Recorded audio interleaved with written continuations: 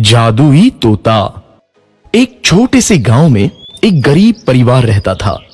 उस परिवार में रामू और उसकी बीवी सीता उसके बेटे चिंटू के साथ रहते थे। उसी गांव में एक तोता भी रहता था। उसका नाम था रघु। वो किस्मत का धनी था। जहां भी जाता वहां किसी भी चीज की कमी नहीं पड़ती थी। एक दिन रघु उड़ते उड़ते उस गरीब परिवार के घर गया।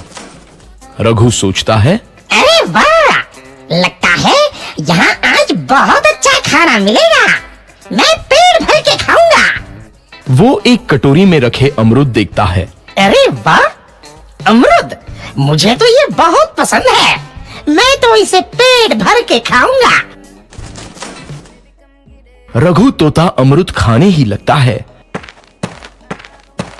तभी सीता रघु को अमरूद खाते देखती है तो गुस्सा हो जाती है और उसे वहां से भगा देती है।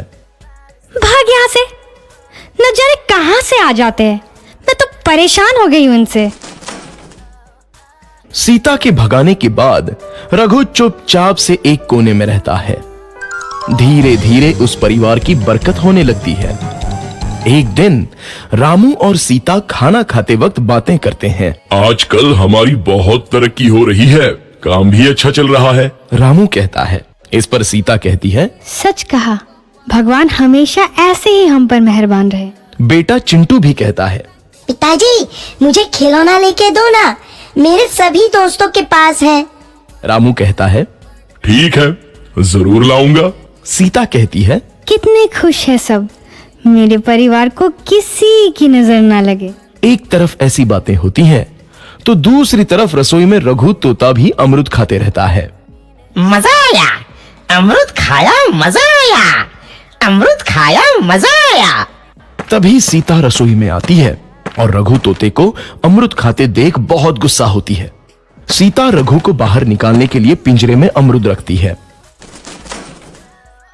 रघु जब अमरूद खाने लगता है तो पिंजरे का दरवाजा बंद हो जाता है और वो उसमें फंस जाता है। मुझे बाहर निकालो, मैं यहाँ फंस गया हूँ, मुझे बचाओ। अगले दिन सीता पिंजरा उठाकर बाहर दूर उस रघु को छोड़ देती है। रघु के जाते ही उनके घर आई बरकत धीरे धीरे कम हो जाती है। उन्हें बहुत घाटा होता है। सीता कहती है, ये क्या हो रहा है, अचानक इतना कैसे बदल गया? अभी तक तो सब कुछ अच्छा चल रहा था।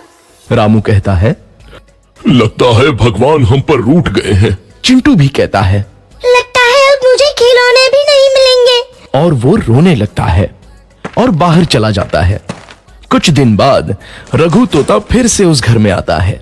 वापस आया, मैं वापस आया, अब मैं जमकर अमरूद खाऊंगा। रघु सीधा रसोई घर में चला जाता है और अमरूद खाने लगता है। कुछ देर बाद सीता रसोई में आती है और रघु को देख कहती है, एक तो घर में पहले से इतनी दिक्कत चल रही है और ऊपर से ये तोता मुझे और परेशान कर रहा है। सीता रघु को वहां से भगा देती है। रघु उड़कर किसी कोने में छुप जाता है। कुछ दिन बाद धीरे धीरे उस घर की बरकत वापस आने लगती है। काम भी अच्छे से चलने लगता है। एक रात जब रघु तोता अमरूद खाने जाता है तो पिंजरे में फंस जाता है। ये लोग आखिर चाहते क्या हैं? एक तोते को शांति से अमरूद खाने क्यों नहीं देते? मैं कौन सा चोरी कर रहा हूँ? बस अमरूद ही तो खा रहा हूँ। तभी रामू वहां आता है और पिंजरे में रघु तोते को देख उसे बाहर छोड़ देता है। ये तोता भी कितना जिद्दी है, बार बार वापस आ जाता है।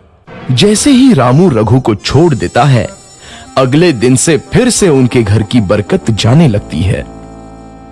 काम में घाटा होता है। किसी को समझ नहीं आ रहा था कि ऐसा क्यों हो रहा है। रघु तोता घर आता है तो अचानक बरकत आती है और जब रघु तोता को बाहर निकालते हैं तो बरकत चली जाती है। एक दिन सीता रघु तोते के घर आने और बाहर जाने की स्थिति पर नजर रखती है। ये तोता जब भी घर आता है तो घर में बरकत आती है और जैसे ही ये घर से बाहर जाता है तो उसी के साथ बरकत भी चली जाती है। कहीं ये जादुई तोता तो नहीं है? अगली बार जब ये तोता घर आएगा तो मैं इसे कहीं नहीं जाने दूंगी। सीता रघु का बहुत इंतजार करती है, लेकिन रघु तोता दोबारा उस घर में कभी नहीं आता।